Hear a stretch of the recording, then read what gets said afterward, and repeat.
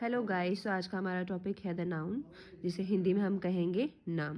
English में अगर हम इसका डेफिनेशन देखने जाएंगे तो noun is a name of a person, place, animal और थिंग, जिसका मतलब है कि किसी भी व्यक्ति का नाम होना, किसी भी स्थान का नाम होना या किसी जानवर का या वस्तु का, उसका मतलब है वो नाउन है। अब हमें इसका एग्जाम्पल लिखना है तो हम लिख सकते हैं, जैसे पर्सन के लिए हम एग्जाम्पल देंगे एज अर्नव, प्लेस के लिए दिल्ली ले लीजिए आप, एनिमल के लिए लायन एंड थिंग के लिए टेबल। ज़रूरी नहीं है कि अर्नव है तो आप यही लिखेंगे, आपका अपना नाम, जो भी आपका नाम है वो एक नाउन है। किसी भी जगह का नाम जहाँ पर आप रह रहे हैं, जिस सिटी में आप रह रहे हैं, जिस स्टेट में आप रह रहे हैं, जिस कंट्री में आप रह रहे हैं, वो भी एक नाउन है। किसी भी एनिमल का नाम होना इज़ अ नाउन। किसी भी चीज़ का, आपके घर पे काफ़ी चीज़ें होंगी, बहुत सारी चीज़ें होंगी, जैसे टेबल हो गया, चेयर हो गया, बेड हो गया, दे ऑल आर नाउन। अब नाउन कई काइंड्स के होते हैं, कई तरीके के होते हैं, तो हमें उसे सीखना है। तो हमारा पहला टॉपिक नाउन के अंडर होगा काइंड्स ऑफ नाउन।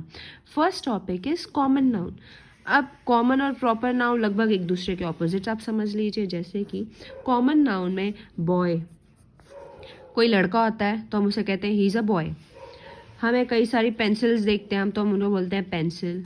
कई सारी कार होती हैं तो हम उसे क्या कहते हैं, कार। मतलब कार का हम जो है प्रॉपर नाम नहीं ले रहे हैं, हम कॉमनली कार बोल रहे हैं, या कॉमनली पेंसिल बोल रहे हैं, या बॉय बोल रहे हैं, या हम गर्ल बोल रहे हैं, तो ये कॉमन नाउन है, मतलब प्रॉपर नाम नहीं है उसका।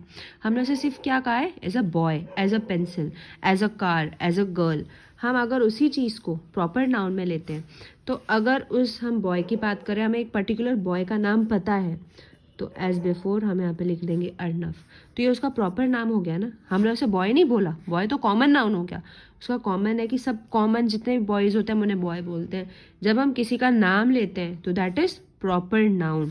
हमें जैसे अब किसी कार का नाम लेना है तो हम बोलेंगे होंडा सिटी कार हो गई, so that is the proper name of that brand हम बोल रहे हैं।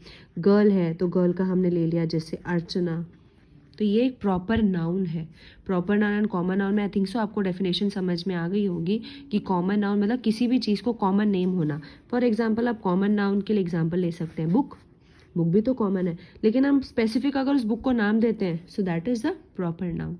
नेक्स्ट थर्ड फॉर्म है कलेक्टिव नाउन। कलेक्टिव मतलब नेम ऑफ कलेक्शन। जैसे कि आप किसी को फ्लावर्स देते हैं, एक फ्लावर देते हैं तो आपने समझो उसको फ्लावर दे दिया, या आप ऊपर हम प्रॉपर नाउन में लिख देते हैं, जैसे रोज़ हो गया, रोज़ एक प्रॉपर नाउन हो गया।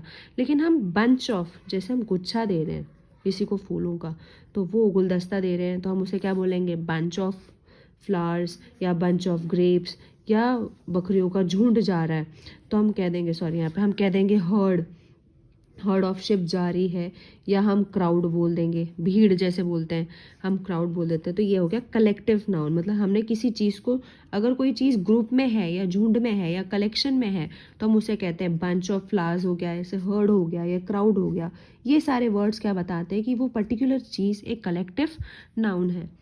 जब हमें कोई भावनाएं या कुछ किसी की क्वालिटी बतानी है, या किसी का एक्शन या कोई चीज़ हुई है, कोई चीज़ बीती है किसी के ऊपर, अगर हमें वो बतानी है तो उसे कहते हैं एब्स्ट्रैक्ट नाउन।